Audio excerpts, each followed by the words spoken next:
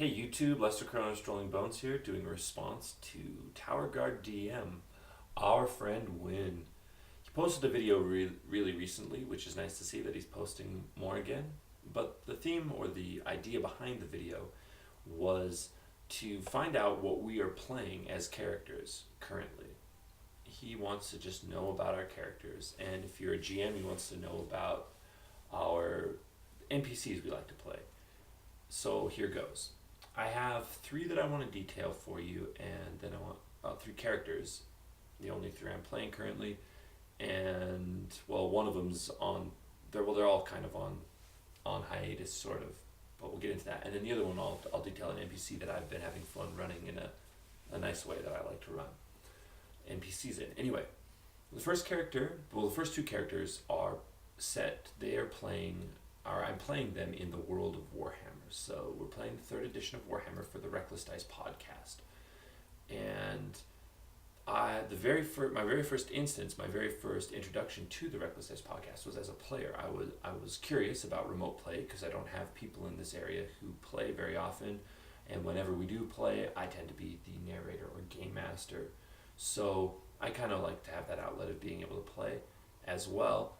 And I contacted the guys, and they graciously told me they were doing another play session, and they wrote my character, and I wrote a character, and they wrote my character in one session after the rest of the group got to a place, and then they wrote me in as a servant at the specific place that they were going to. Grunwald Lodge it was called. This character's name is Lucas Haas, and he's a rat catcher. He's a rat catcher kind of with a secret. He has a lust for knowledge, and he's constantly filling his head with all sorts of useless, trivial bits of information, but he has a knowledge of pretty much everything, a broad base of knowledge, pretty much of everything, which I've worked into the mechanics. After I wrote the backstory, I wrote it into the mechanics. He spent years, he's an older fellow, he's 36 years old, which is very old in the Warhammer world, and the reason he lived that long is because he's resilient. So he's a very old, well, he's a middle-aged, robust, kind of crazy fella. He witnessed his master, I guess, if you could say that. He became an apprentice at a very young age.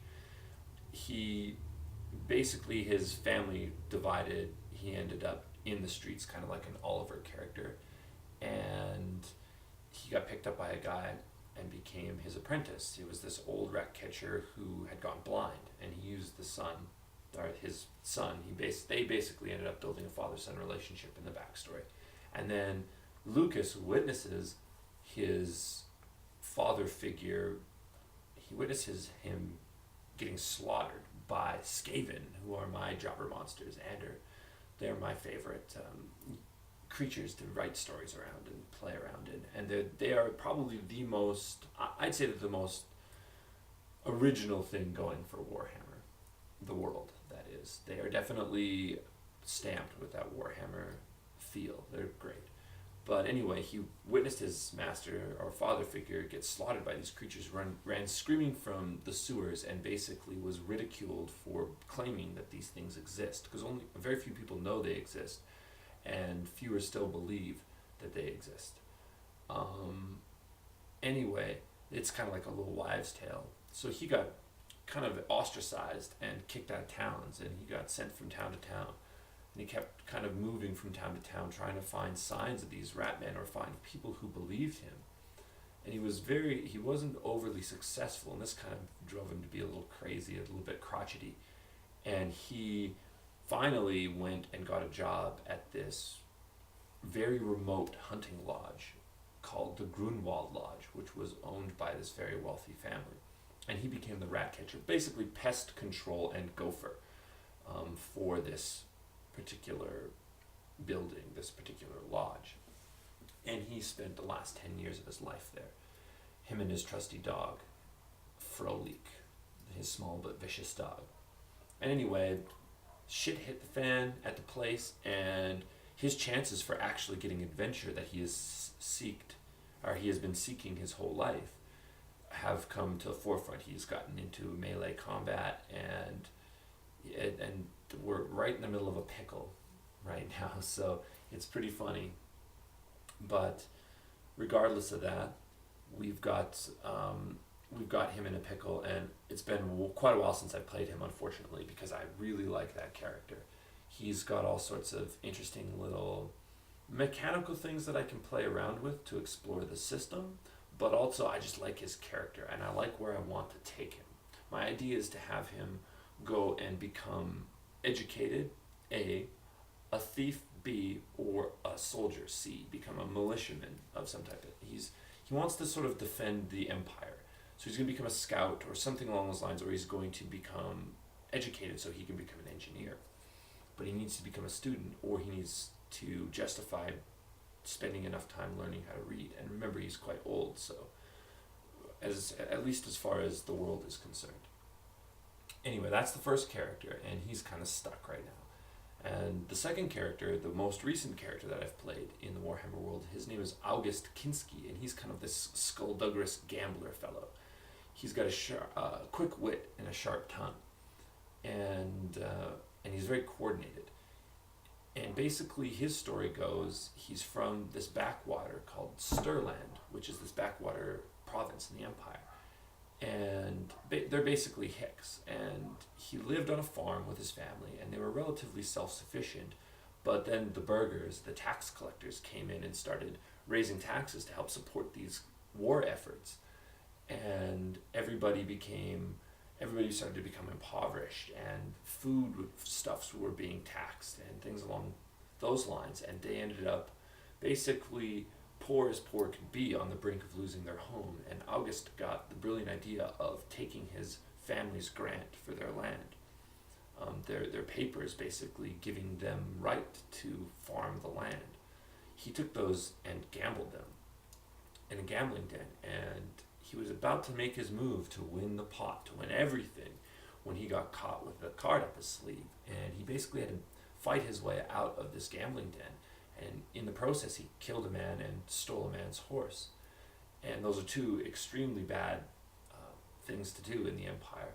So he rode home. His family basically disowned him for what he had done, because they were now completely without any sort of net. They were going to become basically beggars. And so they kicked him out. He took the horse and ran, and he went far south from where he lived and went to this city called Nuln, which was the old capital. It's like the industrial capital of the Empire. And they have like engineering schools and universities and stuff like that there. And he went and lived in this town and kind of started to ply his trade, and he made a bunch of money off of selling the horse. He sold the horse and managed to make a bunch of coin through cheating and general luck. He's quite lucky. And he met this woman, and he was settling down, and he was having, the time of his life. He's in his early 20s. And then he tried to swindle a Bretonnian noble out of his inheritance, and he got caught again with loaded dice this time, and was sent packing. He basically got ran out of Nuln, and he has reason to believe he's being pursued. So he runs away and has met up with the current party that he's with, and that party is consisting of a town guardsman who he's known for a few years, and they're kind of pals, and a forager who he knows through forging identities and other things like that, like tickets to get into gambling games, forging coin and things like that for him. So he's a friend, and then a bounty hunter friend, a female bounty hunter, who he basically meets up with this group in this little town, and then they go to try to find out what's happening in this other town for a merchant. And that's where we're stuck right now, is with this merchant. And he's also quite quick-witted, but he's a little bit more daft. And I kind of created that character with the intent on seeing how he was going to die. Now, he's resilient enough to be able to survive. He has basic combat skills, and I'm going to play him accurately to how I think the character would react to certain situations. If he sees something terrifying, he's going to run away. It's just the way it is.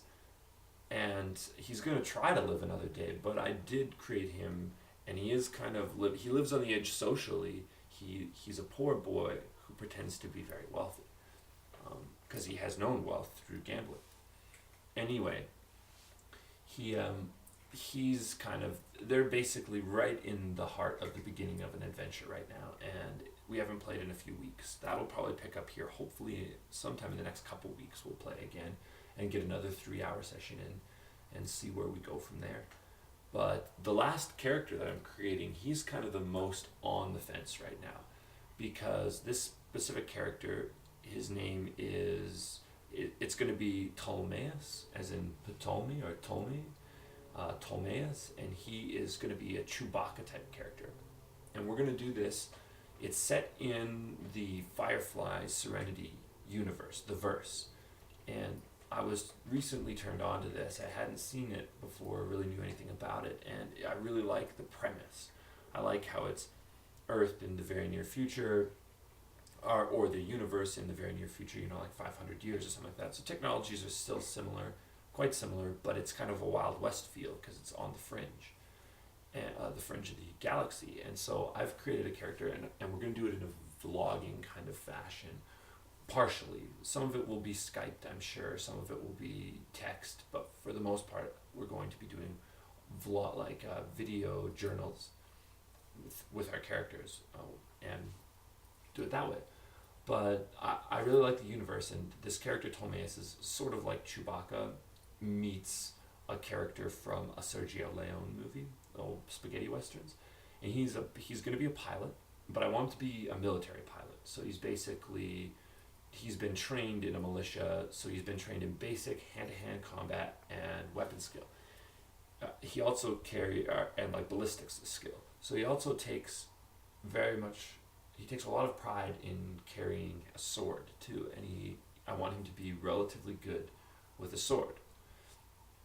I want him to be a pilot and a very basic a mechanic who can get the job done, but is just as likely to break what he does and have to redo it as he is to fix it. So that's kind of his character, and he's on the fence right now. He's going to be quite a large fellow, a no-nonsense, quick-tempered kind of fellow who likes to fight, but he's military in a way, but he's criminal in another way. And I don't know enough about the world to really get too deep into that character. I could go into much more depth about both Lucas Haas and August Kinski. I have quite detailed backstories for those characters, it's kind of unfortunate that we haven't played more frequently, but understandable. We live so far away, and everybody has different schedules. It's hard to get those gaming groups together consistently. But anyway, those are the 3 characters that I'm playing currently, and the NPC that I am currently running, and I run him in a special way, and I absolutely love the Skaven, as I've previously mentioned. Anyway, this is a character, he's an NPC character, and he's going to be the nemesis of the party, but they don't know that he's currently kind of pulling the strings on the events that are about to transpire in the world. And his name is Skirit, and he is the leader of a very small splinter clan of Skaven, who are essentially going to try to take over a town, and that's their goal. They want to be surface dwellers. They're sick of living in the sewers, so his goal is to try to take this town over and live on the surface. And now it is a splinter clan, but it's very large. And this particular character is very he's fond of human things, and he mimics humans in a way, but he's also very vicious and sly. He's a very clever Skaven, and he's kind of always one step ahead. And he slightly dabbles. He got his hands on some Tzeentch scrolls, and he slightly dabbles in the occultic knowledge of Tzeentch, the god of change. And that's kind of his shtick. He's not a sorcerer. He's just kind of he's a very well respected Skaven. So he's fierce in combat and very cunning, and just as easy to stab you in the back as he is to stab his best friend in the back. And there are no friends. That's kind of the hierarchy of the Skaven society. I'll touch on that further in other videos for the rest of you out there who don't know too much about the Skaven. But that is Skirit, and he's kind of the behind the scenes guy. And my plan for my players, and they don't even know he exists yet, is to basically have him. He's going to hire them. There's a bunch of jobs that are out there, and he's going to hire them through human agents, and they're not going to know that they're working for him, and they're going to do these. They're going to gather these things for this creature before he confronts them to kill them, essentially, because that's just that's how he is. He's going to get them to do his dirty work and then kill them before, taking their wealth instead of having to give up anything. And that's his plan, to kind of play with them a little bit. He doesn't know these characters yet. They're just going to the first people to really take his jobs are going to be the puppets that he uses. That's kind of my rationale behind it. But I like him. He's really clever and dangerous. So those are my characters. That's what I like to play. I really like this question, Wynn. I hope more people respond to your videos. I like that your videos are coming out again. And, see you around, Wynn. Keep rolling, guys.